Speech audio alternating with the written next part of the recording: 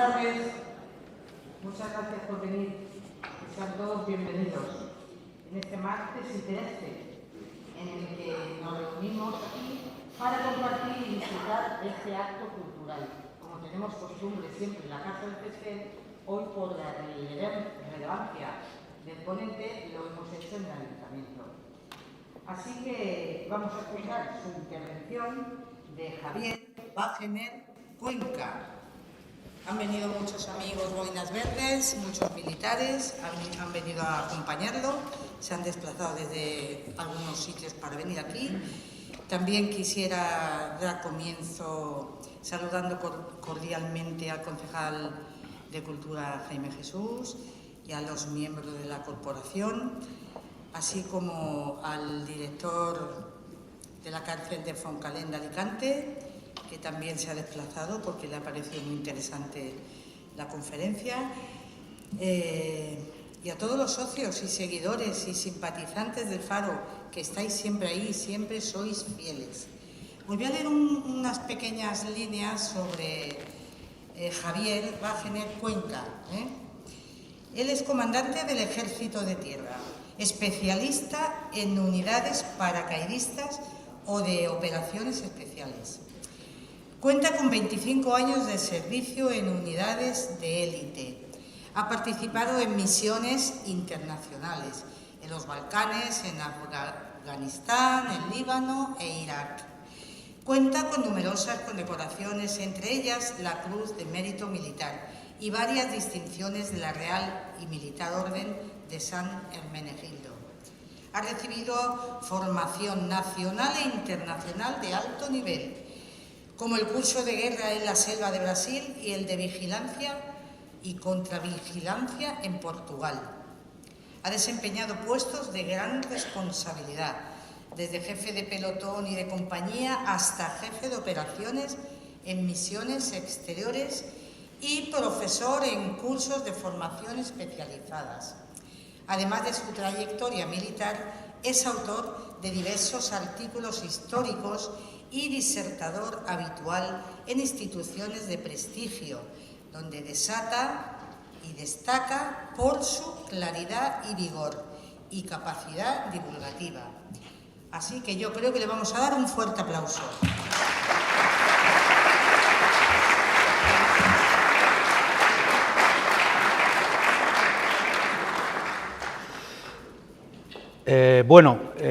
Buenas tardes a todos. Concejal del Ayuntamiento de Benidorm, Corporación de Benidorm, coroneles de la Fundación Roble y Machete, camaradas de armas, amigos todos. Estoy absolutamente, María Isabel del Faro de Alejandría, estoy absolutamente encantado de estar aquí con vosotros compartiendo un trozo de historia, luego entraremos un poquito más en detalle, de España, que en este momento histórico es historia del mundo, no se puede circunscribir a lo que es solamente el Estado español. Antes de empezar todas mis conferencias siempre explico tres cosas, amigos, que creo que son importantes tener en cuenta, porque si no, producen unos líos espantosos y terribles, para este hecho histórico o para cualquier otro. Siempre que se afronta un acontecimiento histórico, tiene que ser trascendido. Hay que separarse del hecho histórico. Si no lo hacemos así, esto me pasa a mí, que no lo hago, quiero decir, si no lo hacemos así, corremos el peligro, porque es inevitable, de vincularnos emocionalmente con el hecho histórico y tomamos bando, es inevitable. Vamos a hablar de ingleses y españoles, ¿en qué bando vamos a estar? Pero eso es una falta de rigor, con lo cual los buenos, yo no lo soy, se separan del hecho histórico, primero. Segundo, hay que tener en cuenta y cuidado con el lenguaje, amigos. El lenguaje evoluciona, cambian los significados, y aunque las palabras a lo largo de los siglos, se me oye bien al fondo, hablo fuerte, ¿no? Yo fui sargento, y entonces, pues, a lo largo de los siglos, las palabras cambian los significados porque cambian los contextos. Y entonces tienen que ser adecuadamente puestas en valor de cuándo y dónde fueron dichas. Si hablamos de España, Bueno, pues hay que ver la España del siglo XVIII como era, o la España del siglo XVI, porque la palabra existía, pero eso tiene que ser puesto en valor. Es un error llevarme la idea que yo tengo de España, que es la idea, pues todos somos productos de nuestro momento y de nuestro lugar, y yo cojo mi idea de España, que es la única que tengo, y la traslado por los siglos y por la geografía, y eso es un disparate. Estoy condenado a estrellarme. Palabras como España, palabras como tolerancia, esclavitud, libertad, ciudadanía, democracia, todo eso tiene que ser puesto en valor, ¿de acuerdo? La palabra España existe desde hace muchísimo tiempo, pero claro, hay que ver qué España estamos hablando, la España de los Austrias, porque la palabra existía. ¿Cómo era la monarquía hispana? Eso se llama estudiar historia. O la España de los Borbones, o la España actual, o la España romana, ¿de acuerdo? Tiene que ser eso puesto en valor. Siempre pongo el mismo ejemplo tonto. Si yo digo, mañana a las 8 todo el mundo aquí, entonces uno podrá levantar la mano y decir, pero todo el mundo, ¿tú te refieres a los 7.000 millones de habitantes que tiene el planeta? No, hombre, no, yo digo todos nosotros, pero tú no has dicho eso, Javier, tú has dicho todo el mundo. Y entonces, es un ejemplo tonto, pido disculpas, para entender que cuidado con las literalidades, etcétera, etcétera. Y tercero, y lo más importante, es que todo hecho histórico, todo acontecimiento histórico, tiene que ser necesariamente contextualizado. Hay que ponerlo en las coordenadas espaciotemporales adecuadas para poder entender el hecho histórico. Si no, estamos condenados a la catástrofe. Cartagena de Indias, 1741, tenemos que viajar en el tiempo, entenderme el ejemplo, viajar en el tiempo y ver cómo es el mundo, América, Inglaterra, España, la corona hispánica, Francia, cómo es en el siglo XVIII, porque si no, no entenderemos nada.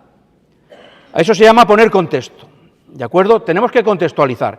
Si no hacemos estas tres cosas, esto es una opinión personal, es muy fácil el engaño y es muy fácil la manipulación. Es como si alguien buceara en el saco de la historia, quitara lo que no le interesa y cogiera un dato aislado y lo trae al siglo XXI y lo pone encima de la mesa. Bueno, bien, sí, pero no. Es decir, la sociedad era distinta, el mundo era distinto, etcétera, etcétera, etcétera. Bueno, vamos a hablar de un hecho histórico, como os digo, de mediados del siglo XVIII, en el virreinato de Nueva Granada, virreinato neogranadino, el actual Estado colombiano, de una defensa militar protagonizada por unos militares y unos civiles, porque hay que decirlo así, no fue solamente una empresa de marinos ni de soldados, allí había mucha más gente, que posiblemente haya sido la mayor catástrofe sufrida por los británicos, ya se puede decir británicos, en el siglo XVIII, lo cual es mucho decir, porque en el siglo XVIII, como sabéis, es cuando emerge la potencia inglesa y se establece en primer lugar, y sigue con ese testigo en el XIX, ¿de acuerdo? Son los Estados Unidos los que les quitan ese poder talasocrático, el poder de los mares. ¿De acuerdo? Bueno, pues sin más tardanza ni dilación, mi apellido es Bajener, antes me lo preguntaba María Isabel, con ese apellido, menos Mari Carmen, me han llamado de todo, entonces Javier está bien, Mari Carmen, Maripili, Patricia tampoco me han dicho, Javier está bien. Si silenciáis los móviles os quedaré profundamente agradecido, si no es muy incómodo. Bueno, amigos, a finales del siglo XVII ocurre un hecho trascendental, que es que se acaba una dinastía imperante en las Españas, la España del siglo XVII, cuidado, que no es la España actual, ni es la del siglo XVIII, cuidado, no vamos a entrar en detalles. Entendiendo muchas de estas cosas, amigos, uno entiende la historia que deviene de aquí y muchas veces hechos actuales. Sabéis que la dinastía Austria de los Habsburgo es una dinastía capicúa, empieza con Carlos, primero de España y quinto de Alemania, acaba con otro Carlos, que es Carlos II, el hechizado, y en medio hay 3 Felipes, Felipe II, Felipe III y Felipe IV. Carlos II el hechizado, el último Austria o Habsburgo, que es lo mismo, muere sin descendencia. Si nos vamos al momento histórico, que es lo que tenemos que hacer, poner el foco a finales del siglo XVII, vemos que España es una potencia, pero hay otras potencias emergentes que esta es la historia de la humanidad. Esta es la historia de la humanidad, esto que voy a contar yo ahora. Es que la potencia que quiere imponer su hegemonía pelea para que eso sea así, y si no lo puede conseguir, pelea para que el adversario no la imponga y quedar en una especie de equilibrio. Esta es la historia de la humanidad. Salvando las distancias, esta es la historia de la humanidad. Cuando Carlos muere, pues estamos en época de Luis XIV de Francia, el rey Sol, ojo ahí. Y claro, hay un montón de estados hegemónicos que quieren trincar gran parte de lo que queda teóricamente vacante, porque esto al final se resuelve con guerras. Llegamos a la Guerra de Sucesión Española. La Guerra de Sucesión Española, amigos, ha sido la guerra más espantosa sufrida por la humanidad entre la Guerra de los 30 años y las campañas napoleónicas. Una guerra brutal, que nadie piense que la Guerra de Sucesión Española solamente afectó a España, porque es un disparate, ¿de acuerdo? Fue una guerra mundial. Es más, España yo no diría que fue ni siquiera un papel protagonista en toda esta historia. Paradójicamente, el único sitio donde una hegemonía, que era la hegemonía francesa, la hegemonía de Luis XIV, que es la dinastía borbónica, se quiere imponer, en España fue el único sitio donde le fueron bien las cosas. De resto lo acogotaron por todos lados al rey francés, ¿de acuerdo?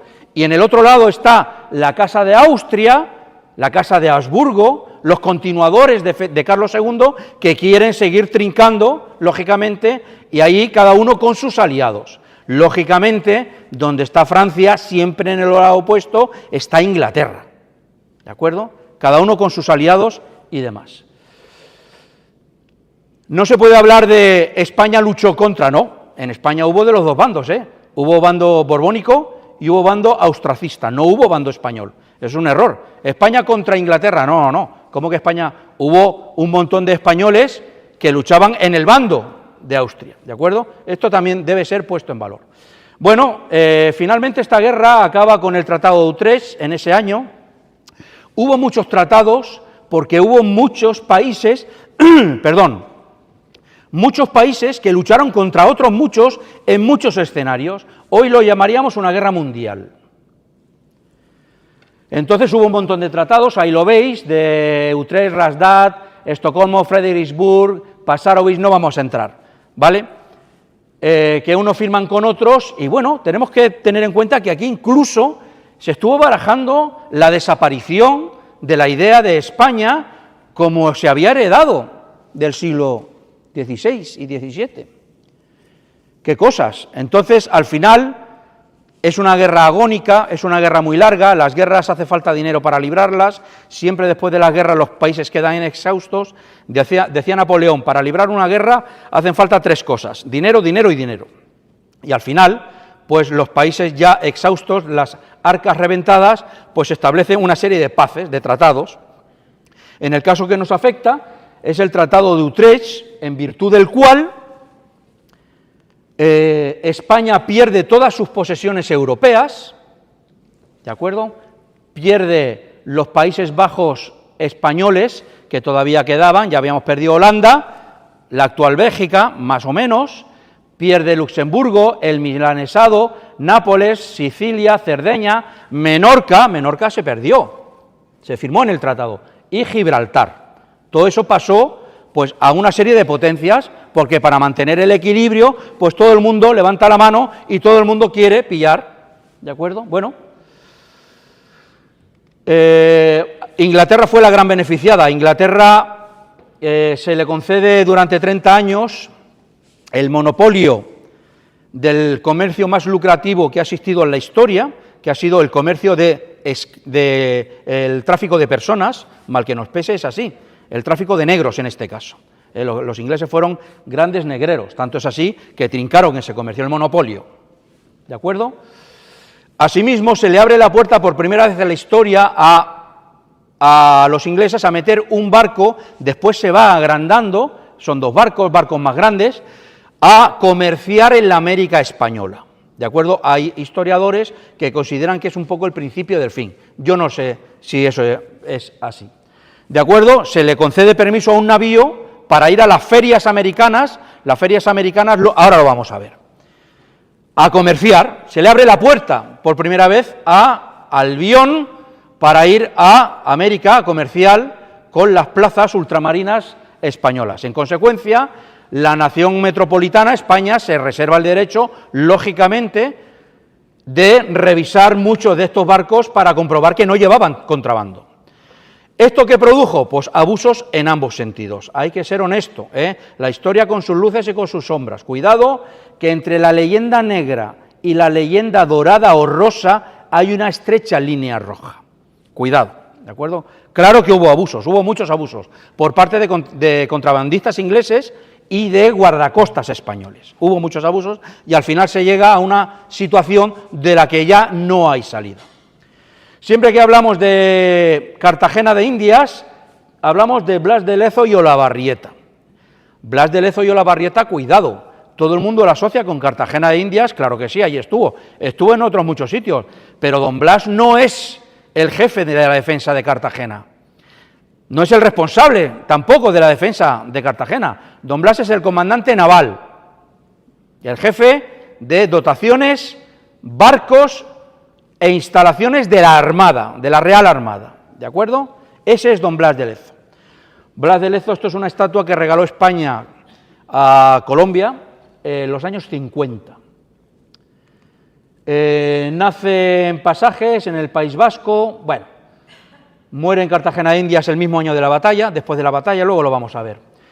¿Estuvo en el bando español? No, estuvo combatiendo en la Guerra de Sucesión Española en el bando borbónico. En el bando español no, en el bando borbónico, y dejando trozos de su cuerpo pues en todas las batallas en las que estuvo prácticamente. En la primera, en la batalla de Vélez Málaga, siendo un chaval, un proyectil de cañón o la metralla que produce cuando pega en los cascos de madera, le amputa la pierna izquierda. Era cojo, de pata de palo, como en las películas. Eso es cierto. Posteriormente, en tierra, en una plaza en Tolón, fijaros, en Francia, Tolón está en Francia, defendiendo una plaza, un disparo pegó en una piedra que tenía alrededor y le saltaron esquirlas a su ojo izquierdo. Entonces, en unos sitios he leído que perdió la visión y en otros sitios he leído que perdió el ojo, no lo sé. Me inclino más por lo primero, pero no lo sé. La cirugía de entonces llegaba hasta donde llegaba. Y ya al final de la guerra, en el asedio de Barcelona, un disparo en su brazo derecho le produce la inutilidad del mismo. Es decir, Blas de Lezo, la cirugía de entonces llegaba hasta donde llegaba. Las armas de fuego eran las que eran entonces no penetraban mucho, pero cuando pegaban, pues rompían. Yo no sé, soy médico, no sé nada de anatomía. Rompían tendones, rompían nervios, rompían músculos, rompían huesos, y al final la cirugía, como no llegaba más, pues el brazo derecho le quedó disfuncional. Él no perdió la extremidad, ¿de acuerdo? Esto es un error muy común, dibujar a don Blas manco. Le pasó exactamente igual a Cervantes. Cuando me invitéis a hablar de Lepanto, os contaré lo que le pasó a Cervantes. No perdió el brazo, se le quedó disfuncional, se le quedó inútil, ¿de acuerdo? Bueno, esos son chascarrillos. Estuvo combatiendo, dicen que ha sido el marino, junto con Álvaro de Bazán, cuando hablemos de Lepanto o de la Gran Armada también, lo veremos, invicto en la historia de España. Dicen que rindió de barco, bueno, estos son chascarrillos. Bueno, esto es una pintura que se le asocia a don Blas, pero esto siempre tiene que ser puesto en valor, amigos. Vamos a ver, no seré yo el que critique la obra de arte porque, entre otras cosas, no tengo ni idea. Pero son cuadros alegóricos, que nadie ve aquí un hecho histórico, ¿de acuerdo? Aquí vemos una fragata contra un navío de 70 cañones, de 2 puentes, inglés. la fragata española lleva las armas del rey de España, yo tengo más que dudas de que Blas de Lezo en 1710 arbolara las armas del rey de España. Tengo más que dudas. Seguramente esa bandera no se corresponde. Lo que sí estoy seguro es que esto está mal. Esta bandera no existía en 1710. Eso es un anacronismo. Está mal. El pintor, henchido de honor patrio, supongo, y le sobraba pintura roja, pues cascó allí las aspas de San Patricio, pero eso todavía no existía. Esa es la evolución de la bandera inglesa, la Union Jack. Esto es curiosidad, son chascarrillos. Digo esto simplemente para cuando veamos una imagen, sí, es chulísima y lloramos de la emoción todos, pero ojo, a ver quién va a llevar eso a la historia real. No, yo es que una vez vi un cuadro de Blas de Lezo con la bandera y es, cuidado con esto, ¿vale? Bueno, se le envían al Perú, está limpiando de corsarios ingleses. Los ingleses son muchas cosas, también corsarios, también son un gran pueblo, ya luego hablaremos de los ingleses. Limpiando el Perú, en el Perú, en Lima, se casa con Josefa Pacheco, con su mujer, la que le acompañará el resto de sus días, una criolla. Estuvo combatiendo también por su causa, bueno, por el rey en Génova, se le concede su estandarte, un estandarte para él. Estuvo en la expedición de Orán, no vamos a entrar tampoco en detalle, y finalmente, en 1737 se le envía a Cartagena de Indias con el empleo de teniente general. Blas de Lezo no era almirante, era teniente general. Su empleo militar era teniente general. Hoy día, almirante es un empleo en la Armada. Entonces, no, era una función.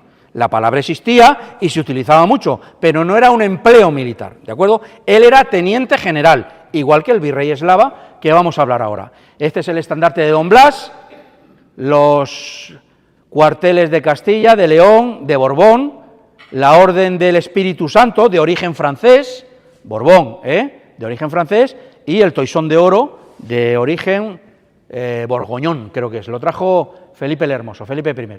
Bueno, por esa razón, amigos, siempre que hay representaciones de Don Blas, se le suele poner por el lado, digamos, menos feo, es decir, se trata de evitar el ojo malo que tiene. Aquí lo veis que no se le ve el brazo derecho, el ojo izquierdo lo tiene semicerrado, más de lo mismo, muy parecida a la anterior, ahí se le ve el ojo más abierto. Esta, fijaros que está en el otro lado, pero el ojo se le cierra, no se le ve la mano derecha, y esta es pues algún tronado por ahí del mundo pues que hace juguetes de este tipo y se curró un Don Blas de Lezo. Pues muy bien, estupendo.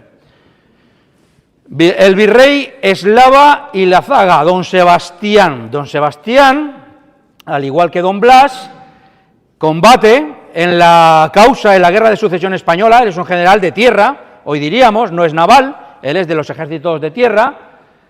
Combate en un montón de sitios, en la Guerra de Sucesión, en un montón de batallas importantes. Y finalmente, no vamos a entrar tampoco en detalle de sus campañas, se le concede el rango de virrey, el alter ego del rey en Nueva Granada, un virreinato que existió, se disolvió y se volvió a crear en 1739, llegó en 1740. Esto luego lo pondremos en valor, que él llegara en 1740. El virrey Eslava no es el responsable tampoco de la defensa de Cartagena de Indias, que nadie se equivoque. Los responsables de la defensa de las plazas del rey nuestro señor en ultramar son los gobernadores de las plazas, que por el hecho de serlo son los coroneles que guarnecen los regimientos de esas plazas. Y Cartagena de Indias tenía un gobernador, ¿de acuerdo? Al virrey Eslava, se le dan permisos especiales para dirigir él la defensa de Cartagena de Indias y para residir en Cartagena de Indias, porque el virreinato tiene una capitalidad política que en este caso también existe, que es Santa Fe de Bogotá. A Santa Fe de Bogotá el virrey Eslava no fue nunca, siempre se quedó en Cartagena, y gracias a eso se le dieron permisos especiales. Hay una placa en Cartagena de Indias donde él vivió, el virrey Eslava. Aguantad, amigos, que ya va quedando menos. Vamos a ver, ¿por qué es importante Cartagena de Indias? Hay que entender esto un poco. Se organizan una serie de convoyes para traer el comercio globalizador que España establece en el siglo XVI, ahí es nada, eso sería para otra conferencia. ¿De acuerdo? Los circuitos son los siguientes. Hay una flota que se llama la Flota de Nueva España porque va a Nueva España, al puerto de Veracruz, de San Juan de Ulúa, que va ahí, ¿de acuerdo? Y ahí hace la feria. Hacer la feria quiere decir que se establece el comercio con las mercancías que trae de Europa y con las mercancías que vienen del resto del mundo oriental, ¿de acuerdo? Es decir, todo lo que son mercancías mexicanas, en México había mucha plata también, y sobre todo lo que venía cruzando el Pacífico en un barco que se llamó Galeón de Manila, que tocaba en Acapulco, desembarcaba en Acapulco. Todo lo que, algún día alguien pondrá en valor esto que estoy diciendo, la monstruosidad de lo que estamos hablando aquí, porque eso que decimos ahora en 2 minutos, esto si lo pusiéramos en valor y lo dimensionáramos adecuadamente, habría que ver realmente lo que significó el comercio mundial en estos años en Nueva España. ¿De acuerdo? Bueno, todas las riquezas de China, Asia, Japón, los mantones de Manila. Manila nunca tuvo seda ni textiles, eso venía de China, ¿de acuerdo? Todas esas riquezas, la India, todo eso venía en el Galeón de Manila. Desembarcaba en Acapulco, iba a Veracruz por tierra, ahí hacía la feria y esta flota iba a La Habana, en Cuba, y esperaba.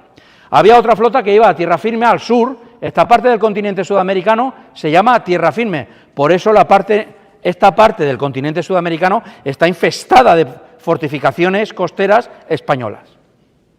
E iba a Cartagena. ¿Por qué? Porque aquí pasaba algo muy parecido que hemos visto arriba. Es decir, todas las mercancías, la plata de Potosí, que venía del Perú tiene fachada pacífica, no tiene salida al Atlántico, venía a través de la Armada del Mar del Sur hasta Panamá, cruzaba el istmo por tierra y llegaba a Portobelo o a Chagres o a unos sitios que ahora vamos a ver. ¿Qué ocurría? ¿Por qué no iba la Armada a Portobelo? Porque son sitios absolutamente insanos, entonces y en la actualidad. Son sitios sin recursos, son bahías de aquella manera, y ahí se hacía la feria rapidito y se iba al puerto de categoría de tierra firme, que era el puerto de Cartagena de Indias. Ahora lo vamos a ver. Y después esta flota iba a La Habana, se juntaba con la otra y las dos iniciaban el tornaviaje, la vuelta, para volver a España, ¿de acuerdo? Dios sabe lo que se habrá tragado el canal de Bahamas, tifones, tempestades, temporales, lo que habrá ahí hundido, solamente lo sabe Dios. Nuestra Señora de Tocha estuvo allí. Bueno, Cartagena de Indias, amigos, es esto, es una bahía gigantesca, al norte de la cual está la ciudad, con una isla en medio de la bocana, una isla muy grande, es la isla de Tierra Bomba, con lo cual deja 2 bocanas pequeñitas, ¿de acuerdo? Una se llamaba Boca Grande y otra se llamaba Boca Chica, ¿vale? Bueno, Boca Grande, con el paso de los siglos, ahí se hunden unos barcos portugueses, las mareas y las corrientes al final sedimentan allí y hacen una barra que se va moviendo con el paso de los años. Hay veces que está más clara, hay veces que está más subida, hay veces que no permite la navegación. Bueno, como dato curioso, después de la batalla que vamos a ver ahora, España ve la verdadera importancia de primerísimo orden militar que tiene Cartagena de Indias y la fortifica. Son las fortificaciones que conocemos hoy día, cuidado. Es decir, hay muchos libros, incluyendo libros de historia, que dicen que la barra impidió. No, ahí no había ninguna barra. España en Boca Grande establece una barra, un dique submarino, que todavía existe. Todos los barcos grandes entran por Boca Chica, no pueden entrar por Boca Grande.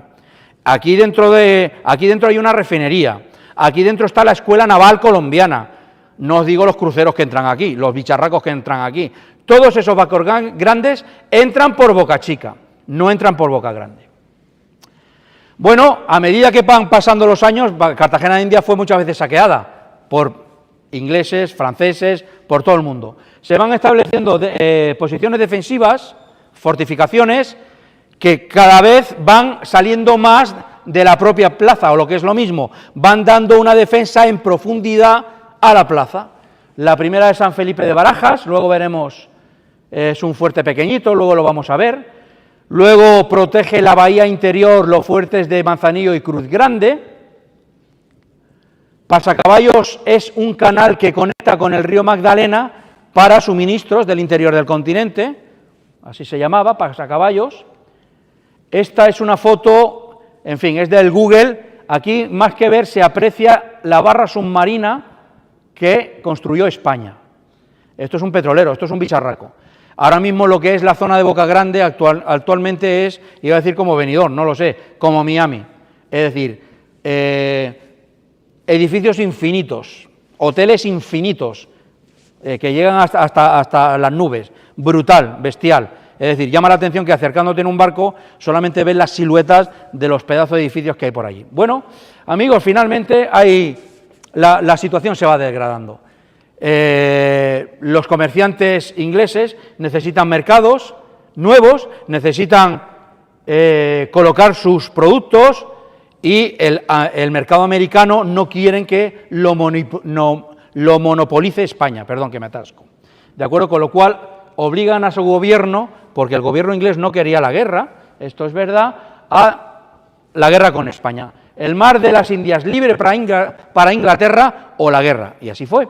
Finalmente, en octubre del 39 se declara la guerra entre Felipe V, el primer rey de la dinastía borbónica, y Jorge II de Inglaterra. Bueno, en función del libro que leáis, pues se llama de distintas maneras. La guerra del asiento, un asiento es un contrato, el contrato de negros, la guerra del asiento, o la guerra del rey Jorge, la guerra de la oreja de Jenkins. Cuidado con estas cosas, vamos a ver.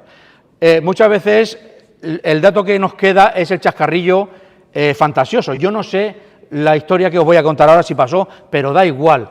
Esta guerra en algunos libros la llaman la guerra de la oreja de Jenkins, porque dicen que uno de los contrabandistas ingleses, llamado Jenkins, fue interceptado por un guardacostas español, el cual le dijo: en mi barco no encontrarás nada de contrabando, me juego la oreja. No tiene ningún sentido, pero bueno, al final Fandiño, el español, yo no sé si encontró contrabando o le robó lo que tenía, yo qué sé, finalmente le rebanó la oreja. No sé si es apócrifo, es real, no lo sé, ni me importa, al final así ha quedado. Bueno, pues aquí veis dos barcos, un español y un inglés, machacándose vivos. Aquí veis a Fandiño rebanando la oreja de Jenkins. Dicen que Jenkins, esto pasó en el 31, en el 39, cuando fue la guerra, dice, 8 años después, dice que Jenkins fue con la orejota allí al primer ministro diciendo: mira lo que me ha pasado, en fin, ¿dónde guardó Jenkins la oreja? Yo qué sé, vaya cuento chino, en fin. Bueno, aquí el inglés que viene a liberar de la esclavitud con un texto grande, todo esto tiene que ser puesto en valor por los historiadores, por los especialistas en el siglo XVIII. Finalmente, amigos, el plan británico de la guerra es hacer una operación en ambos océanos, en el océano Atlántico, sobre todo en el Caribe, lógicamente, claro, porque aquí todavía no, estos son las 13 colonias todavía, Otro día, cuando me invitéis, hablaremos de la independencia de Estados Unidos. ¿Cuántas van ya? ¿3 o 4? De la independencia de Estados Unidos y de la ayuda de España a la independencia de América. Entonces van a arrasar La Guaira, con la misión de arrasar La Guaira. La Guaira es el puerto de Caracas, ahora que está tan de moda, ¿de acuerdo? Tomar Portobelo, ¿os acordáis de Portobelo? Y sobre todo tomar Cartagena, ahí la joya, la perla del Caribe es Cartagena. Y Anson, otro militar marino inglés, doblar el Cabo de Hornos y raciar toda la costa oeste de América. Una odisea digna de españoles. La odisea del comodoro Anson hay que leerla, digna de españoles, vaya tela. El comodoro Anson ha sido de los pocos militares enemigos que trincó en Filipinas, dio la vuelta al mundo, que trincó en Filipinas un galeón de Manila. Yo no sé si sus descendientes, me imagino que todavía siguen viviendo de lo que trincó ahí el tío, porque claro, las riquezas es que se salen de todo conciencia. Yo no sé lo que pudo, la riqueza que pudo trincar ahí. Comodoro Anson, y en el Caribe el comandante naval es Vernon, el famoso Vernon, ahora vamos a hablar. Bueno, mira qué buena imagen esta, esto está tomado de un libro inglés, esto es Panamá, que da hacia el sur, este es el istmo, hacia el sur, cuando Vasco de Gama llegó aquí, lo llamó el Mar del Sur, el Pacífico es el Mar del Sur, ¿de acuerdo? Y aquí llegaban las flotas de Perú, y por tierra se llegaba a Chagres o a Portobelo. Chagres es una bahía donde desemboca un río, río Chagres, el cual es navegable con barcazas, ¿se entiende? ¿De acuerdo? Como dato curioso, os diré que gran parte del canal de Panamá, el canal de Panamá, como sabéis, no es un canal, son zonas que se inundan, además hay que subir de nivel y después hay que bajar de nivel cuando se cruza al otro océano, es decir, son unas esclusas gigantescas, con unas bombas gigantescas, gran parte del canal de Panamá discurre por la cuenca del río Chagres. Bueno, pues otro chascarrillo histórico. Ahí tenéis la desembocadura del río Chagres, y al final hay un toro de Osborne. Cuando cuento esto en el cuartel, la gente me pregunta por el toro. Aquí veis un fuerte español, el fuerte de San Lorenzo, ¿cómo no va a haber un fuerte español? Bueno, y esto es, finalmente, Vernon toma Chagres, pero no tenía ningún valor. Chagres tiene valor cuando está ahí la feria. Y lo mismo con Portobelo, tomó Portobelo, claro que sí, pero era un puerto sin valor, de hecho lo soltó, no se lo quedó, ni Chagres ni Portobelo, porque son sitios insanos, ¿de acuerdo? Estando Vernon en Portobelo, esto cuando llega la noticia a Inglaterra, bueno, esto es la exaltación máxima del nacionalismo inglés. Dice que el God Save the King se salió de aquí cuando Vernon toma Portobelo. Esto es lógico, esto es una calle que tienen ellos ahí en el centro de Londres, pues ya está, con sus batallas, es lógico, no hay que escandalizarse por esto. Bueno, esto también era muy común en la época, se acuñan medallas conmemorativas de las gestas de sus militares, y como tomó Portobelo con solamente 6 barcos, Vernon, pues se acuñan un montón de monedas en las que dice, pues el almirante Vernon tomó Portobelo con 6 barcos solamente, en noviembre de 1730, pues muy bien, ¿de acuerdo? Tampoco hay que escandalizarse. A esto las llamamos monedas, le llamamos mal, son medallas, no son monedas. Hubo muchísimos modelos, ¿de acuerdo? Bueno, pues ahí está, las medallas de la toma de Portobelo, estupendo. Si alguien se quiere alistar en el ejército, os estamos esperando en el GOE 3, Grupo de Operaciones Especiales, Valencia número 3, que veo aquí gente muy joven y dispuesta para la batalla.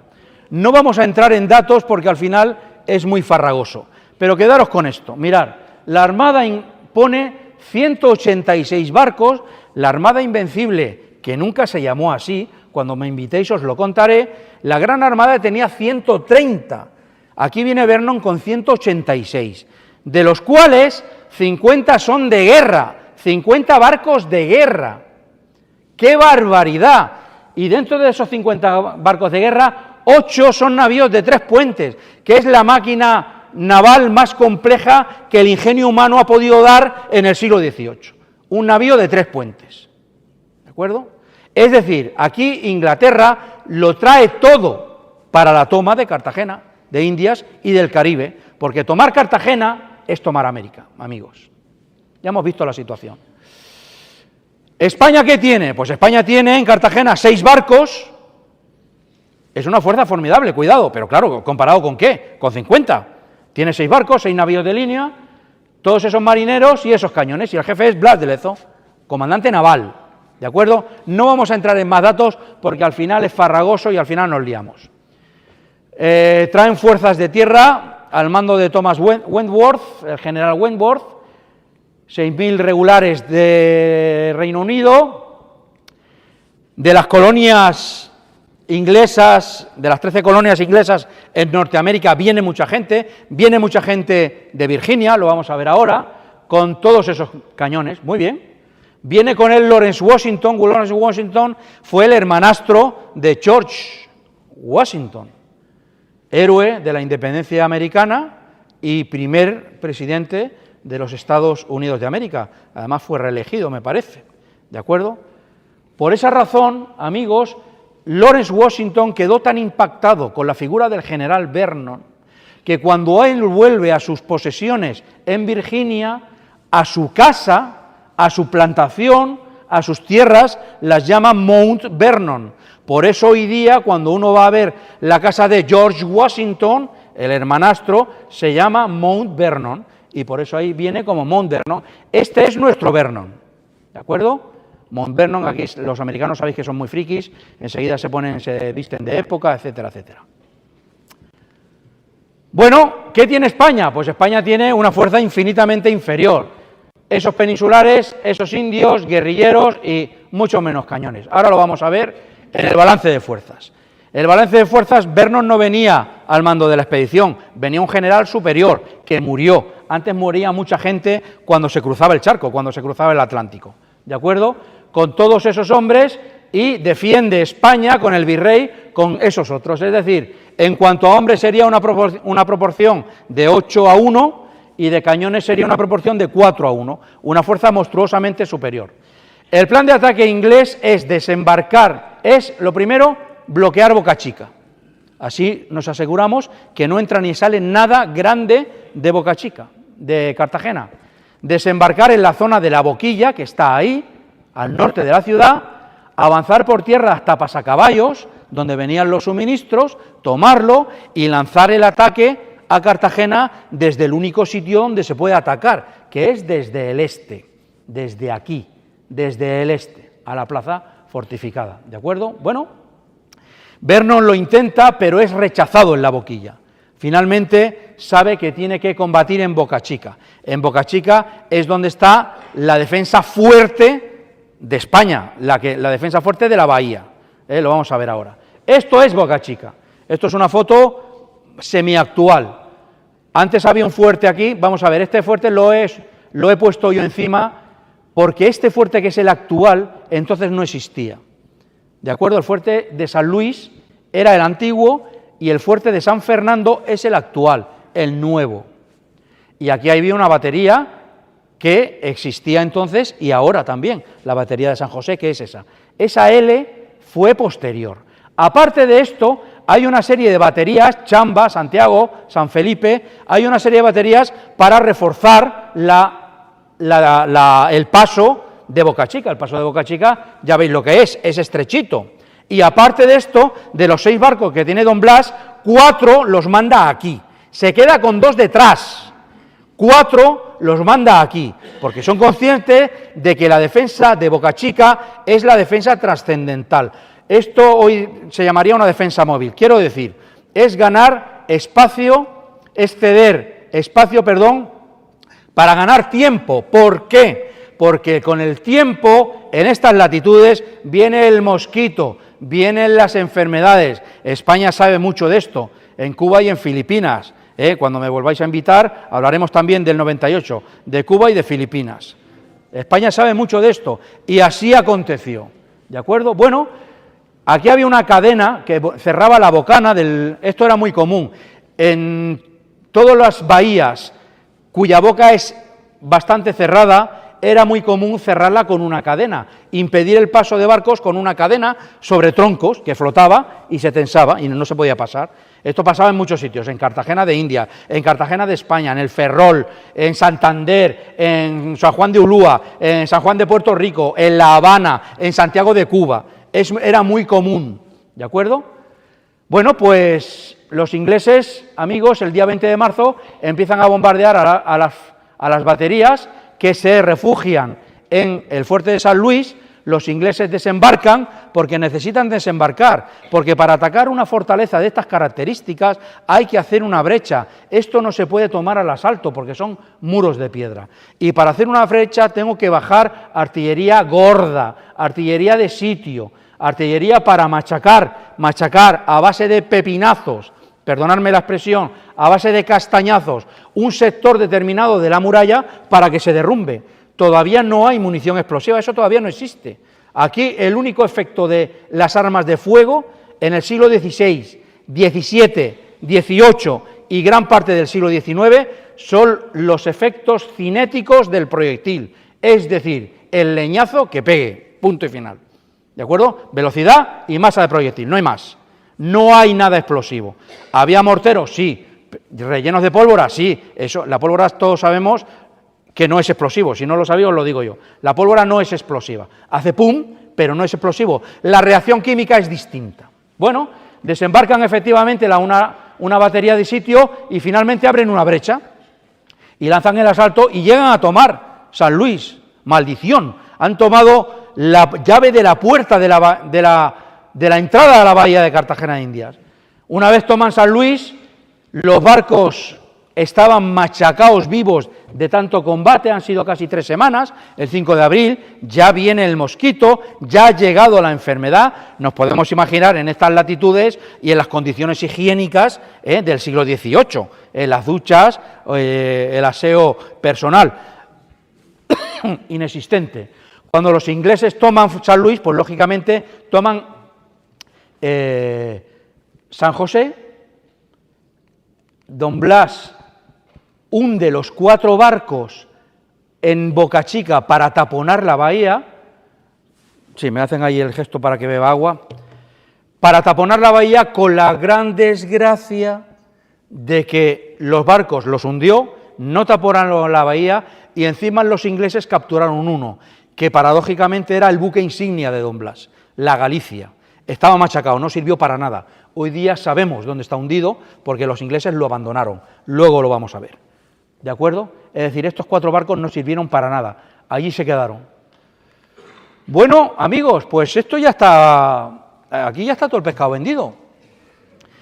Esta es la situación inicial, los 2 barcos que conserva Don Blas y el virrey Eslava, protegiendo la bahía interior.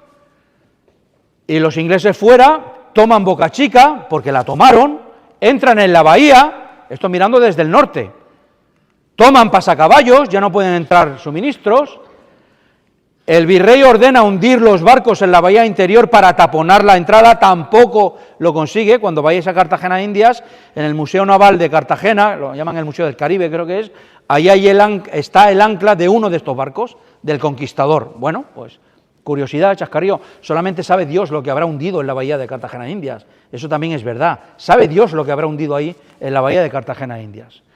También da la orden de abandonar el castillo de Cruz Grande, que inmediatamente los ingleses toman, y aquí ya está todo el pescado vendido, toda la fuerza estaba en Boca Chica, el peso fuerte de la defensa estaba en Boca Chica. Bueno, los ingleses, aquí hay un fuerte pequeñito de Manzanillo, con 25 valientes neogranadinos, que lo defienden. Es un fuerte pequeño, insisto, la defensa principal estaba en San Luis, en Boca Chica. Todos los fuertes de detrás son fuertes mucho menos poderosos. Tanto es así que los ingleses desembarcan en Manzanillo y el fuerte español no les hace ni cosquillas. Luego hablaremos de Manzanillo. Desembarcan también en la isla de Manga y van por el camino que hay, hoy día también es igual, a tomar la plaza de Cartagena. Pues claro, tan sencillo como eso. Y finalmente llegan a este fuertecito de San Felipe de Barajas, que es pues un granito que hay ahí antes de tomar la ciudad. Es un fuerte muy importante porque está al alcance suficiente para que los ingleses, una vez tomado, establezcan ahí su artillería y hagan una brecha en las murallas de Cartagena. Hay que hacer una brecha, hay que hacer una brecha. Bueno, San Felipe de Barajas... La victoria aquí es tan segura, amigos, que los ingleses mandan una fragata al Reino Unido y acuñan medallas con la victoria de Cartagena de Indias, porque es normal, es lógico. Hemos vencido en San Luis, ¿qué se nos va? San Felipe, pero si eso no tiene, no tiene nada que ver, no tiene ni foso, no tiene nada que ver con San Luis. Acuñan un montón de monedas, de medallas, me ha pasado a mí lo que os decía antes, pues conmemorando la toma de Cartagena de Indias, correcto. Estos son unas medallas originales que hay en el Museo Naval de Madrid. Es absolutamente recomendable la visita al Museo Naval de Madrid. Cuando vayáis a Madrid no dejéis de ver el Museo Naval, que es gratis, para los cabos cutres, que no se quieren gastar dinero, que por ahí veo alguno. Aquí, mirad, hubo muchísimos modelos de medalla. Vamos a señalar simplemente unos pocos. El orgullo español humillado por el almirante Vernon y Hugel, otro tío. Y aquí vemos a Don Blas arrodillado, para que nadie se equivoque, aquí pone Don Blas, O sea, este no es el virrey, aquí pone Don Blas. humillado, pero claro, vencer a un tullido es un poco, desmerece bastante, ¿no? Entonces, claro, dibujamos a un Don Blas exultante, entregando su espalda con la mano derecha que no podía utilizar y con la pata izquierda, pero con el pie izquierdo, con el pinrel arrodillado, ¿eh? Aquí no se pone una pata de palo, lógicamente.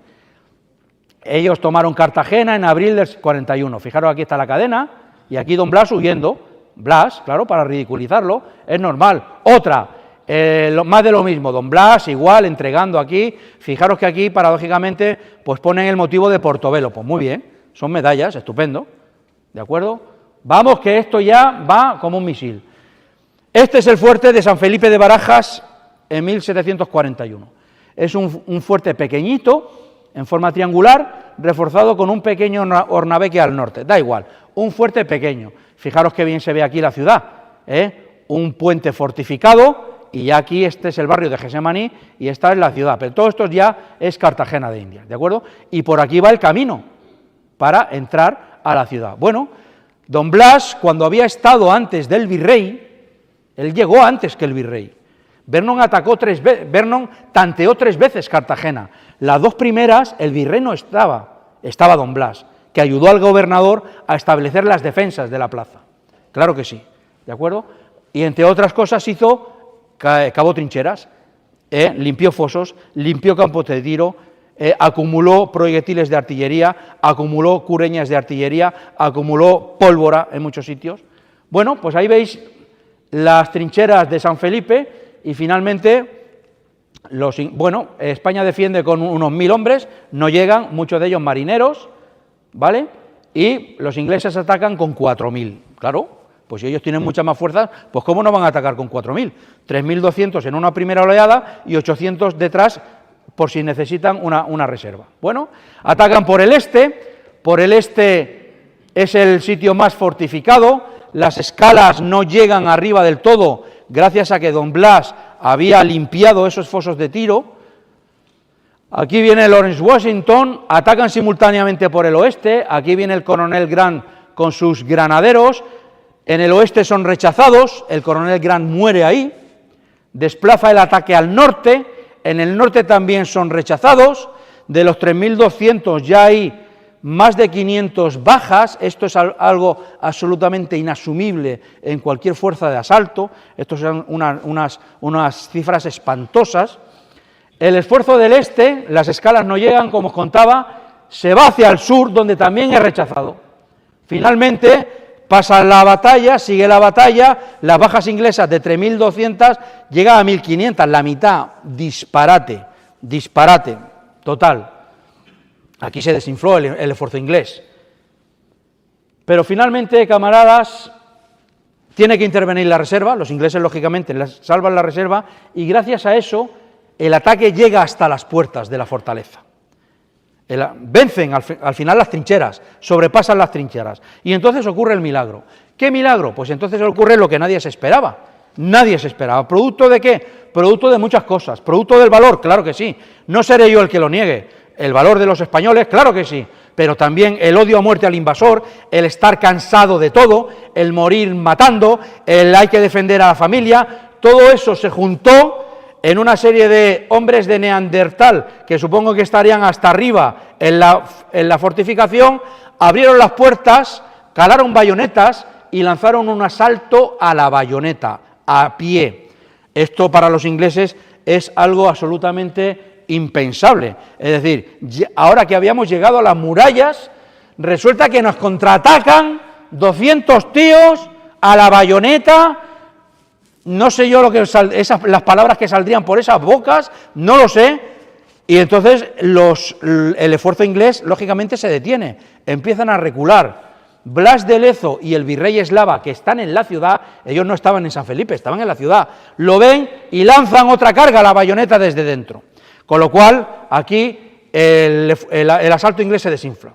Ya aquí la retirada se convierte en una huida, los ingleses entran en pánico, lo abandonan todo detrás y hay problemas de disciplina, hay que fusilar a gente en el bando inglés porque hay problemas de disciplina, ya la gente no obedece. Bueno, y aquí el 20 de abril fue el día que se salvó Cartagena de Indias. Por esta hazaña, por este hecho, yo no sé a qué asociarlo, a todas estas cosas supongo que os he dicho. Caramba, cualquiera vuelve a Inglaterra con toda la fuerza militar que hemos venido y le dice al rey que nos han dado para el pelo 200 cromañones.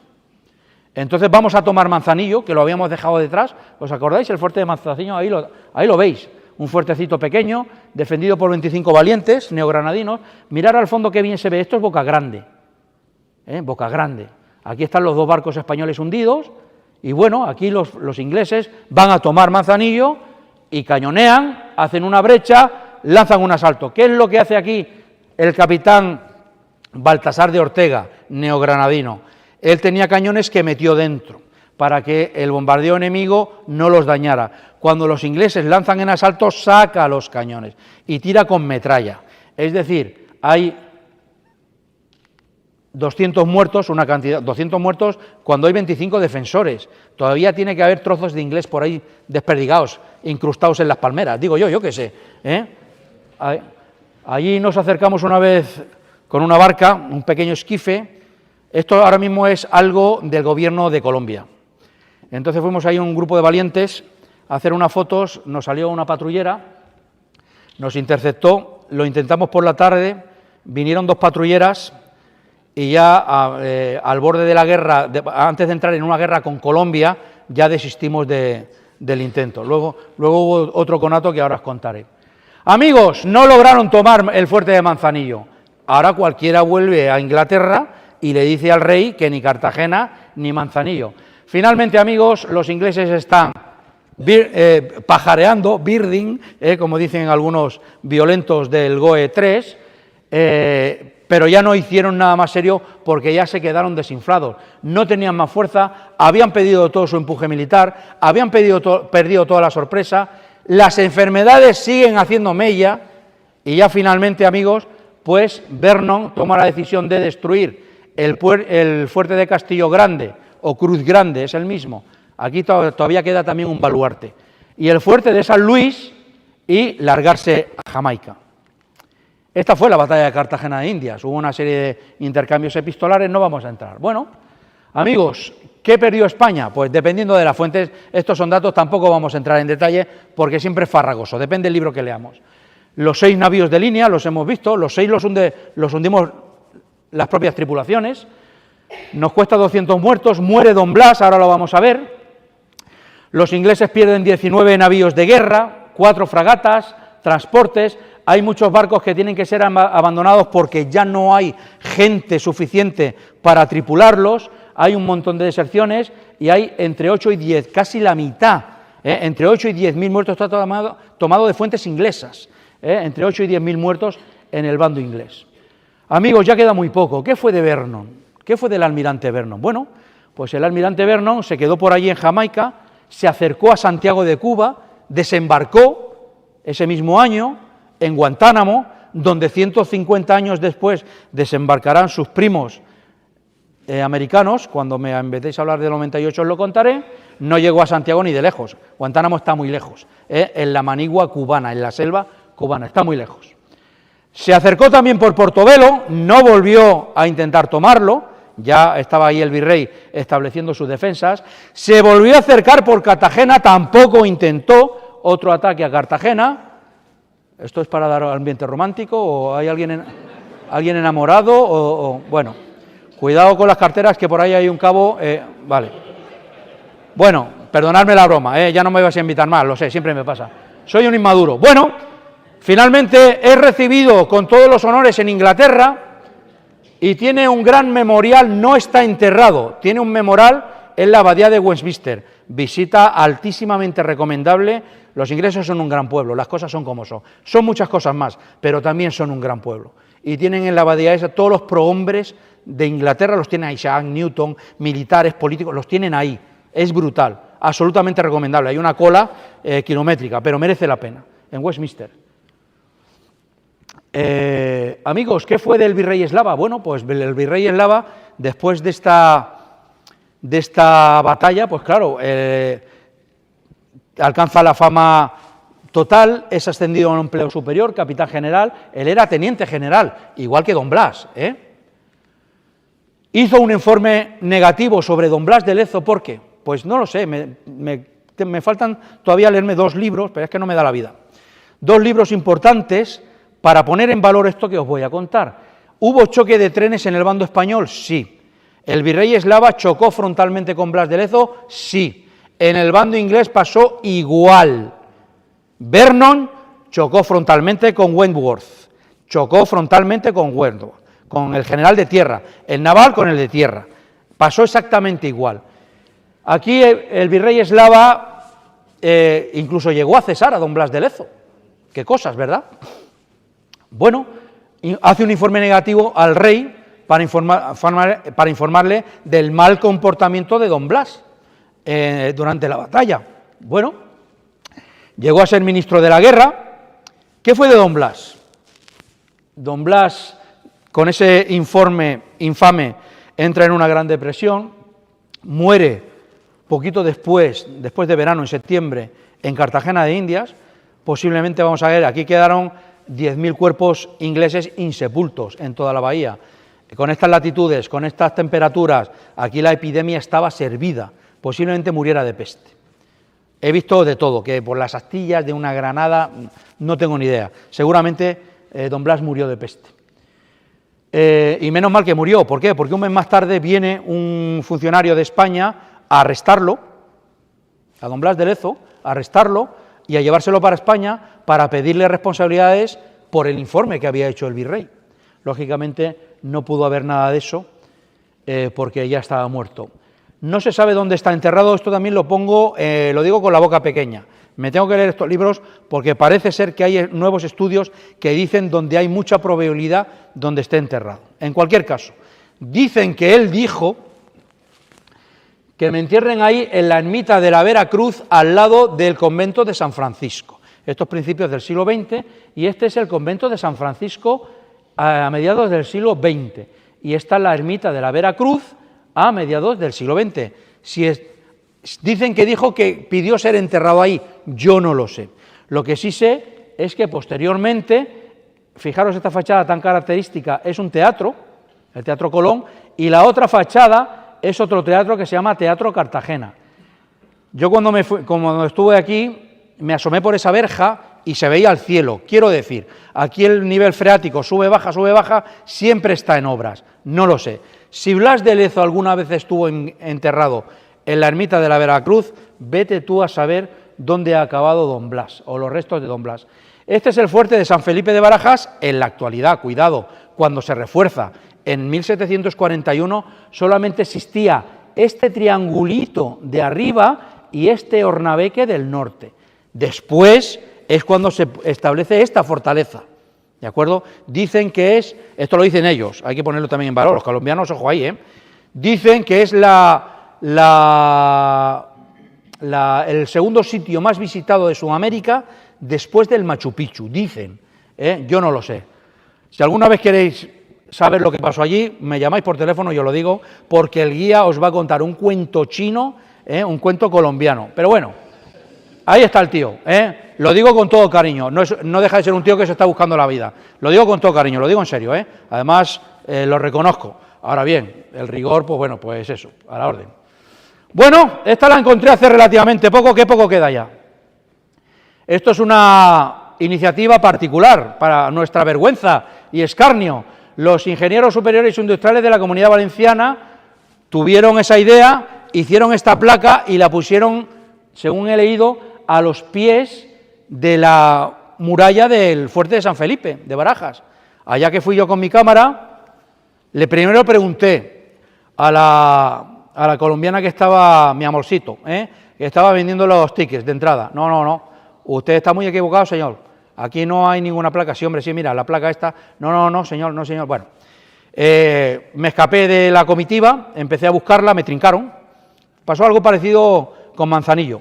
Me trincaron, me vino la de la taquilla, al día siguiente me mandaron un negro, tampoco encontré la placa, y ya la tercera, hombre, una cárcel cubana, una cárcel colombiana tampoco me seducía demasiado, y entonces ya no lo intenté más. Bromas aparte, no tengo ni idea dónde está esta placa. Puede estar en Cartagena de Indias o en el Bernabéu, no tengo ni idea. Si alguna vez alguien conoce a algún ingeniero superior industrial de la Comunidad Valenciana, que lo sepa, por favor, me mandéis un WhatsApp y me decís, está aquí Javier, está allá Javier, y así, entre otras cosas, mi integridad en Cartagena de Indias no correrá peligro. No es nada recomendable colgarse granadas de mano por las anillas, no es nada de recomendable. Si alguna vez tenéis que llevar granadas de mano, no la colguéis de las anillas. Amigos, ya queda muy poco. La batalla de Trafalgar, todo el mundo sabe de la batalla de Trafalgar. Todo el mundo sabe quién es el almirante Horacio Nelson, un gran hombre, un gran marino, tiene que ser dicho, con toda justicia. Él sí perdió un brazo en Tenerife, intentando conquistar Tenerife.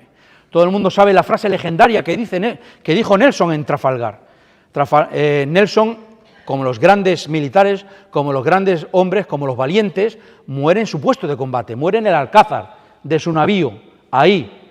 Los ingleses, que son un gran pueblo, conservan mucha parte de su historia, muchas veces de sus historietas también, pero de su historia también, y además lo presupuestan y lo pagan, y tienen en un museo la casaca que llevaba Nelson el día que murió en Trafalgar, con el agujero de la bala que lo mató, que está ahí arriba. El disparo le vino desde arriba. Un fusilero francés dijo, ¿a quién disparo? ¿A quién disparo? Dijo, pues ese que tiene tantas medallas, ese tiene que ser alguien importante. Y le zumbó, y ahí murió Nelson. No murió ese mismo día, pero ahí murió Nelson. Los ingleses también conservan el Victory, un navío de línea, el barco de Nelson, el original, en Portsmouth. Visita absolutamente recomendable, el Museo Naval Inglés, brutal, brutal. Todo el mundo sabe esta historia. ¿Por qué cuento esta historia? En el 2005, en el segundo centenario de la batalla, se forma una parada naval grandísima y los ingleses invitan especialmente a los otros protagonistas de la batalla, franceses y españoles. España va para allá y manda pues sus barcos, dos barcos. Uno de ellos es el entonces buque insignia de la Armada, que es este portaaeronaves, y en segundo lugar una de nuestras modernísimas fragatas F-100, y de las 5 que teníamos, ¿cuál elige la Armada para enviar a Albión en cortesía? Pues no puede ser otra que la F-103 en Blas de Lezo, como no podía ser de otra manera. Queda ya muy poquito, esto la puse hace poco porque es que me moría de la risa en mi casa. Los gaditanos, los andaluces, sabéis que tienen mucha gracia. Pues aquí crearon los tíos, en 2007, una regata que se llamó Regata Blas de Lezo. Yo no sé si ha habido una segunda edición, no lo sé. Esta es la primera. Uno de los trofeos es el trofeo La Oreja de Jenkins. Y ahí veis la orejota, una orejota de cristal parece, pues ahí está, la oreja de Jenkins. Y otro que es absolutamente brillante, es un platito, esto es un platito de café, algo así, dándole la vuelta a la tortilla, donde se ve a don Blas con su pata de palo, le falta la mano, ya sois expertos. Blas no perdió la mano derecha, ya lo sabéis tan bien como yo. Es el único pero que tiene este platito. Vernon arrodillado, el orgullo inglés humillado por Blas de Lezo, es la vuelta a la tortilla 180 grados. Quien defendió Cartagena, quien tomó Portobelo, con solo 6 navíos. Brutal. En 2014 se pone en valor la figura de don Blas, se le erige una estatua en la Plaza de Colón de Madrid. Aquí he ampliado la mano derecha para que veáis que no la perdió. Él conservó la mano derecha, que inaugura el rey Juan Carlos. Poquito antes, 15 de noviembre, el 3 de noviembre, el entonces príncipe Carlos, que quiso ser boina verde pero no pudo, le habría gustado ser sargento de la COE pero no pudo, el entonces príncipe Carlos con su mujer fueron a Cartagena de Indias a inaugurar una placa. Yo esto lo respeto, no lo respeto, creo que tiene todo el derecho del mundo a estar ahí esa placa, porque aquí murieron muchos ingleses. Y con las autoridades cartageneras pues inauguran una placa conmemorativa de las bajas inglesas. Viene mi amigo Jaime Rendón, este es un personaje. Viene mi amigo Jaime Rondón con un martillo y revienta la placa a martillazos. Yo esto no lo apruebo, nos reímos y tal, pero no lo apruebo. Aquí murieron muchos ingleses, y a no ser que la placa fuera ofensiva, que no lo es, ese es el texto de la placa, el texto que tenía la placa, es de justicia reconocerlo y sin más. Pero bueno, quedan 2 diapositivas, o 3. Siempre que va el Juan Sebastián Elcano en su tourné, suele tocar Cartagena de Indias. Os invito, amigos, a buscar en internet. Yo de internet no sé mucho. En YouTube o en algún sitio, la conversación que tiene el radiofaro de Cartagena de Indias con el Juan Sebastián Elcano en este último viaje que fue La Princesa. Oírlo y sacar vuestras propias conclusiones. Lo que dice, creo que es una mujer. Las cosas que dice, fijaros que ya ha pasado mucho tiempo de todo esto, las cosas cariñosas que dice. Y ya que estáis, buscar hace unos años, en el aniversario de la Vuelta al Mundo de Elcano, me parece que fue, buscar también lo que dice el radiofaro chileno cuando el Juan Sebastián Elcano cruza por el Estrecho de Magallanes. La conversación son 20 segundos, del radiofaro del chileno que está ahí de turno al guardiamarina que estaba ahí de cuartelero, yo qué sé, el que estaba ahí de servicio. Os invito a que os fiéis. Siempre se le rinde homenaje a los grandes de esto, que ahí le falta la mano derecha, guardiamarinas españoles y guardiamarinas colombianas. Esto es lo que dice un gran navalista, Víctor San Juan, en una de sus novelas, dice, mirad qué buena la frase. Ocultar el pasado. Esto se puede aplicar aquí o para cualquier otro lado. Ocultar el pasado, enterrar los muertos, cubrir sus hazañas y patear los hechos es forma segura de generar inútiles, criarles conocedores, madurar incapaces y proteger privilegios, que en el estiércol del olvido bien se dan y gozan a gusto la incultura, la injusticia, la vanidad, la codicia, la estupidez y los términos. Bueno, eso decía Víctor San Juan. Nada más, amigos. Quiero dedicar este modestísimo trabajo a la memoria del último guerrero fallecido, de los nuestros, a Manolo Alonso, fallecido en las Navidades pasadas por una enfermedad terminal. Muchas gracias por vuestra atención y a partir de aquí, María Isabel. Sí, muy bien.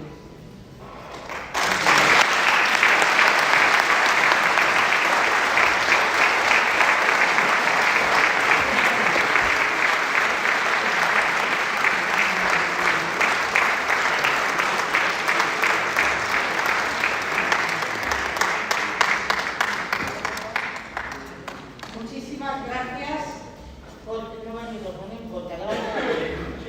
por tu buena exposición, nos ha encantado, ya has visto los aplausos, qué bien te explicas y en fin, por supuesto que te volveremos a llamar.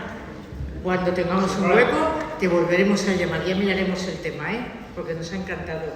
Y ahora, para que tengas un recuerdo de tu paso por el Faro de Alejandría, pues un reconocimiento.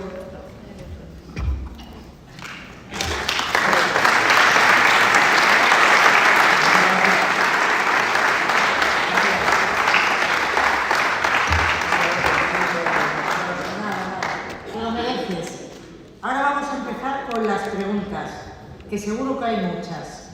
Y tenéis que levantar la mano, por favor. ¿Por dónde empezamos?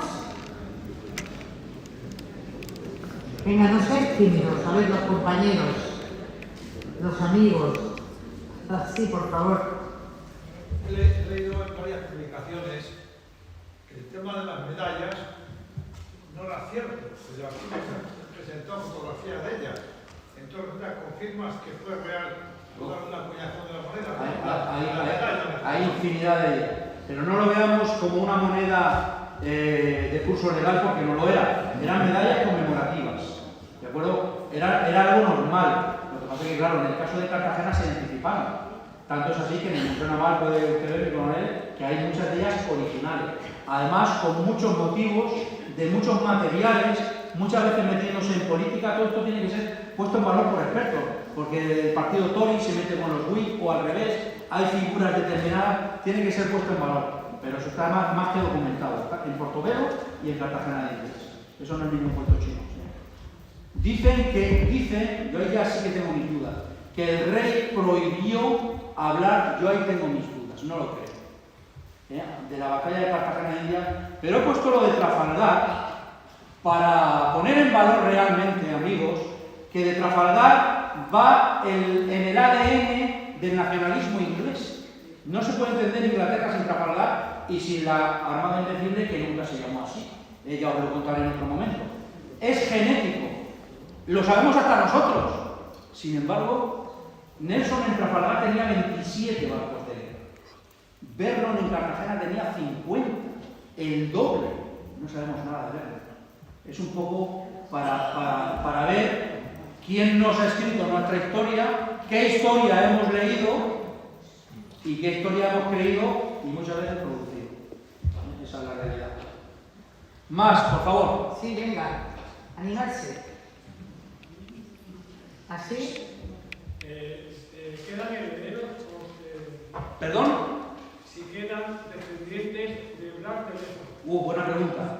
Creo que sí, en una rama muy lejana. Blas de Lezo quedó defenestrado hasta que posteriormente se le fue reconocido en la figura de su hijo. Él nunca conoció, digamos, el reconocimiento de su gesto, en la figura de su hijo. Yo creo que sí, en algún sitio, pero son unos descendientes muy lejanos. Marqueses de Ovieco, con C, Ovieco. Ese es el linaje noble, el título que le concede el rey. Muy bien. José María, ¿qué querías comentar? No quería comentar nada, porque ya se me ha aludido. Pero bueno, se me ocurre una cosa. Vamos a poner una pequeña nota de humor. Sí.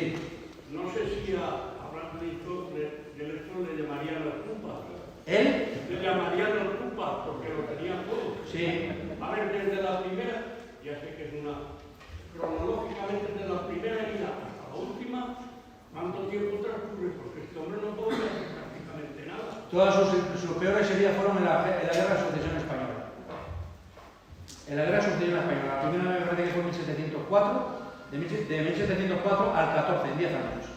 La capacidad que tendría este hombre, operativa, a mando de una gestión de hombre, sería limitada. Vas teniendo el escalafón a medida que te va viniendo y al final llega a mandar sus propios barcos todavía dentro de la guerra. A él lo llaman el medio hombre. ¿Por qué? Porque va dejando pedazos de su cuerpo. Hay otros que dicen, ¿era medio hombre o era hombre y medio? Haciendo un poco también la vuelta a la tortilla. Pero no perdió capacidad operativa. No, vamos a ver, yo no lo sé. Yo supongo que él iría con un bastón. Yo no tengo ni idea, no soy traumatólogo. ¿Cómo se anda con una pata de palo? Pues no tengo ni idea. Supongo que iría con un bastón. ¿Cómo montaría a caballo? No lo sé. Supongo que montaría porque no había otra cosa. Pero ahí estaba el tío, es decir, teniente general en Cartagena de Indias. Muy bien. ¿Alguna pregunta más? ¿Estáis ahora a tiempo? ¿Tenéis alguna duda? Juan Díaz, ¿quieres comentar algo? Bueno, por cuestión de las medallas, la que lo representan con cuernos, que no ya las comentado solamente eso. Las medallas conmemorativas hay una que representan a las... Esa es política, la última. Que hay un diablo llevando a no sé quién a una hoguera, esa es política, esa no tiene que ver con Don Blas, ni con Cartagena de Indias. Es que se acuñaban muchas cosas de muchos tipos. No deja de ser propaganda, hay que entenderlo así. ¿No? Y si lo ponemos nosotros en valor, amigos, es exactamente igual. Es decir, nosotros de lo que es ajeno a nosotros no hablamos bien, porque es así, somos así. Pensamos en fútbol, ¿quién habla bien del equipo? Yo no entiendo nada de fútbol, del equipo que no es el suyo. Hablamos de política, ¿quién habla bien del partido que no es el suyo? Es decir, realmente es algo normal que propagandísticamente se denoste al adversario, al rival, no hay que tampoco darle más valor. Muy bien, una más. Pilar. No, una puntualización. Bueno, me ha parecido espectacular la conferencia, además tienes muy buen humor. Los grandes colonizadores del mundo son los ingleses, después los españoles. No he dicho eso. No, me pregunto. No. Pero lo que sí es cierto es que el idioma que manda en el mundo es el inglés. Aunque gracias a la conquista de América se habla, hay miles de millones de personas que hablan español. Pero esto lo podría usted aclarar. Sí, bueno, eso no es objeto de esta conferencia, pero lo comentamos, es al revés.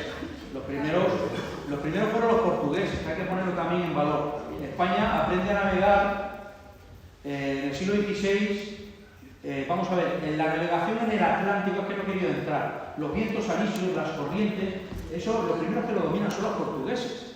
Colón aprendió a navegar con Portugal. Esto no es desmerecedor de España. ¿De qué España estamos hablando? ¿Cómo era la España del siglo XVI? Eso es lo primero que nos tendríamos que preguntar. ¿De acuerdo? Entonces, los primeros y grandes colonizadores y conquistadores y exploradores fueron los hispanos, más que españoles. ¿De acuerdo? Es decir, reinos que en función de cuando se acabó la reconquista peninsular, hacían cosas. Aragón los primeros acabó Portugal y fueron al Atlántico. Después se acabó Aragón y Valencia y Cataluña y se abrieron al Mediterráneo. Estaban en el Mediterráneo los turcos al fondo, en el norte los franceses y los ingleses, y entonces España acaba su reconquista. ¿Y para dónde va a ir? Si es que no hay otro sitio. Norte, sur, este, oeste, está ya ocupado. Pues me dicen, pues para el océano, yo qué sé. ¿De acuerdo? Entonces, todo eso, todo el océano Pacífico. Pero ya no solamente expediciones navales, hablemos de las expediciones terrestres. Esto es mucho, esto da para otra conferencia, hablemos de Norteamérica, hablemos del norte de Nueva España. Todo el norte de Nueva España se creó ex nihilo, de la nada hacia arriba. ¿De acuerdo? En México había una civilización, una civilización dominadora de otras, porque el mundo es como es. Los mexicas, los aztecas, y en Perú había otra. Pero de resto eran cazadores-recolectores, porque esa era la tecnología que había en Norteamérica. Y todo eso hay que ponerlo en valor. Y buscando los pasos para ir a las especias, tenemos que hablar de las especias. No podemos entender el siglo XVI sin las especias. Se pagaba el clavo, se pagaba en una relación con el oro de 1:1. Ojo, 1 gramo de clavo por 1 gramo de oro. Hoy en día en el Mercadona vale 80 céntimos, un bote así. Yo siempre que lo veo pienso en estas cosas. ¡Qué disparate! Es decir, de los árboles de las especias salían billetes, crecían billetes. Eso eran las especias del siglo XVI. Y eso es uno de los motores que impulsan. No podemos hablar del siglo XVI, ni de las colonizaciones, ni de las exploraciones, sin hablar de la religión, con independencia de lo que crea cada uno, que no voy por ahí. Pero la religión es un hecho que es inherente a las sociedades del siglo XVI. No lo podemos entender la sociedad de ningún país del siglo XVI sin la religión. No lo podemos entender. Igual que hoy no podemos entender Irak sin el Islam, o Afganistán sin el Islam. Pues que no lo podemos entender. O Irán, que está ahora de moda. No lo podemos entender. ¿De acuerdo? Pues esos son todos los datos que quería explicar en el principio que hay que contextualizar. Cuando nos vamos al siglo XVI o XVII o a la guerra civil, me da igual, tenemos que coger un helicóptero imaginario, trasladarnos en el tiempo y ver cómo es el mundo en ese momento y en ese lugar. Porque ahora no vale.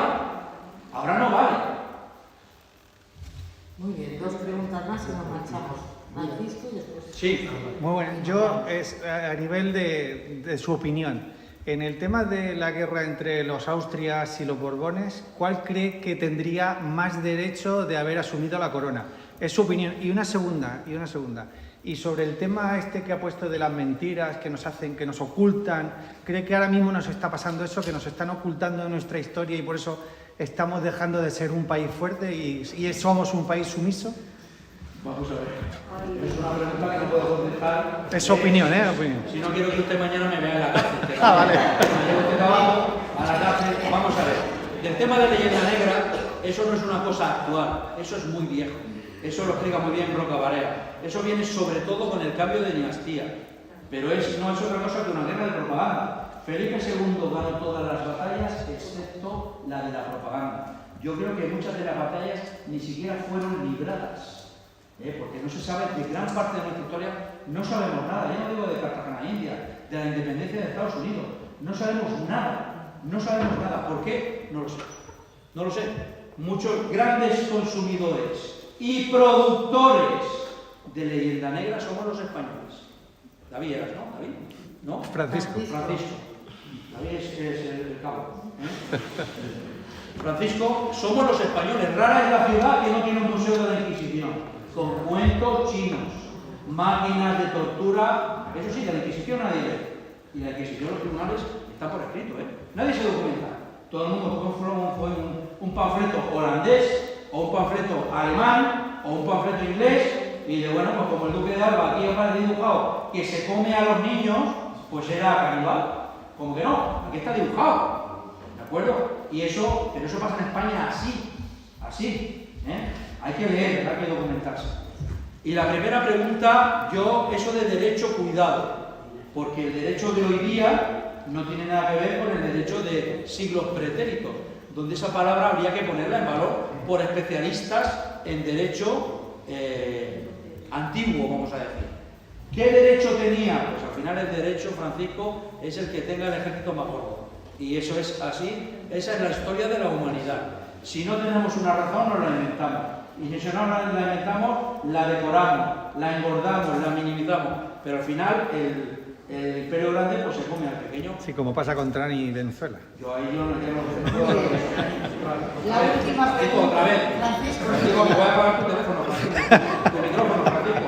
La última pregunta y nos marchamos. Una preguntita técnica sobre los navíos de aquella época del siglo XVIII. Sí. Usted ha dicho que los navíos de guerra más grandes eran de 3 puentes. Sí. A ver, yo no sé, yo tengo entendido que en el siglo XVIII, en el puerto de La Habana, la Armada Española construyó el Santa Trinidad. Santísima Trinidad, que tenía 4 puentes y que no pudieron hundir la Armada Británica, en Trafalgar porque querían, no que lo querían llevar como trofeo a Inglaterra.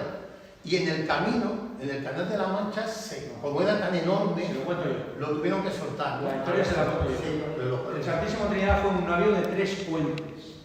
Es cierto que con el paso del tiempo, a la cubierta superior se le consideró otro puente más. Un puente es una batería. Sí, entonces sí, llegó a tener 4 puentes, pero fue un unicum. Eso en historia se llama unicum. Fue un caso. Sí. Y además fue el mariscal, el Escorial de los mares lo llamaba. Pero claro, era un barco muy poco maniobrero, muy pesado. La primera batería, las baterías se nombran de abajo arriba. La primera batería con cañones de A36. Eso es un cañón que a lo mejor pesa cada cañón 4 toneladas. Hay cañones de A36 en el Museo Naval de Cartagena. Si alguna vez vais a Cartagena, no dejéis de visitar el Museo Naval, siempre con un guía, os lo recomiendo. Efectivamente, los ingleses lo tomaron mucho. ¿Qué cosas? En Trafalgar no llegamos a hundir ni un barco inglés, 0. Bueno, también dicen que los franceses nos abandonaron. Hubo de todo, hubo de todo. Nos traicionaron. No, hubo de todo. No, Pero tampoco le podemos restar valor porque no es de justicia la maniobra de Nelson, que es absolutamente brillante. ¿A quién se le ocurre entrar en una formación de media luna, entrar en hilera, en 2 hileras, con todas las bandas de babor, de la izquierda de los barcos, dándome frente? ¿A quién se le ocurre? A los grandes, a Nelson. Y esa es mi opinión. ¿De acuerdo? En Trafalgar pasaron muchas cosas. Efectivamente, después los ingleses tomaron muchos barcos y cuando les están dando remolque para llevarlos a Gibraltar, no a Inglaterra, se desató un temporal. Estos cabos tuvieron que ser cortados, porque si no iban a pique los barcos también, los que remolcaban. Y ahora mismo el Trinidad está hundido enfrente de Zahara de los Atunes.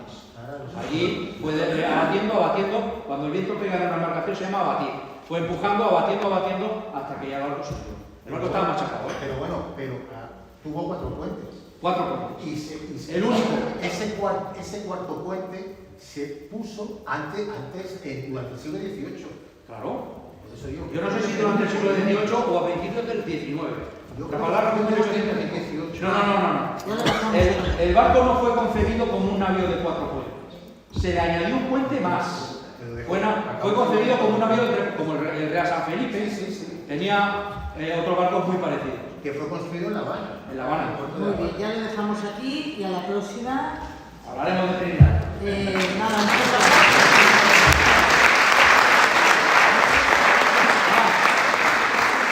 Un momento, por favor. Ha subido uno de mis camaradas que ha venido de Alicante a deciros una cosita de la Fundación Roble y Machete para ayudar a los veteranos que tienen problemas cuando se salen del ejército y tienen problemas. Pues aquí están los grandes, a la altura de Nelson, el comandante de ejército. Hola, buenas tardes. Discúlpenme, es un minuto. Siempre que nuestro querido amigo y compañero, el comandante Wagner, hace una charla en algún sitio, aparecemos nosotros de la Fundación Roble y Machete. Es una fundación de veteranos boinas verdes o para veteranos boinas verdes y vendemos este libro. Vendemos este libro y con todo lo que recaudamos va a parar ahí.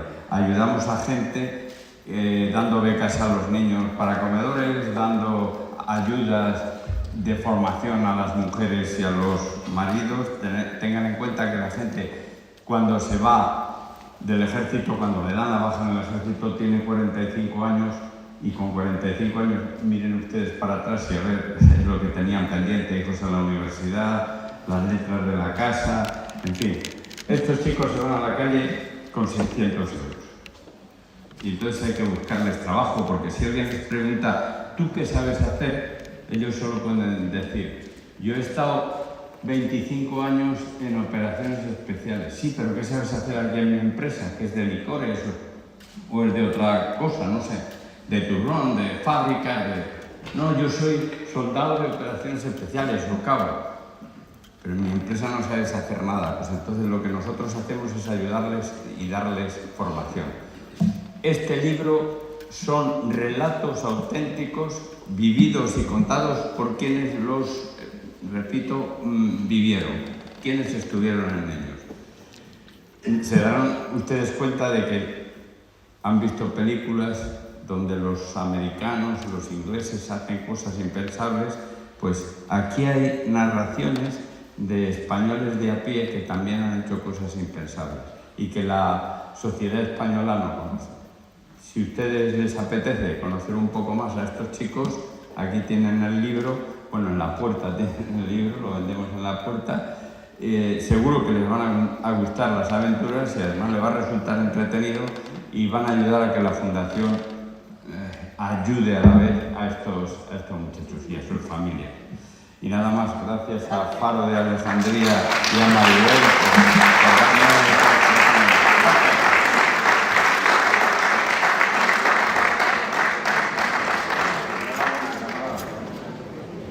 Francisco, vaya preguntas que me has hecho, A Francisco no me mira lo más. A Francisco. Vamos, ahí están los libros. Silencio, qué baratos están. Sí. Gracias por haber venido.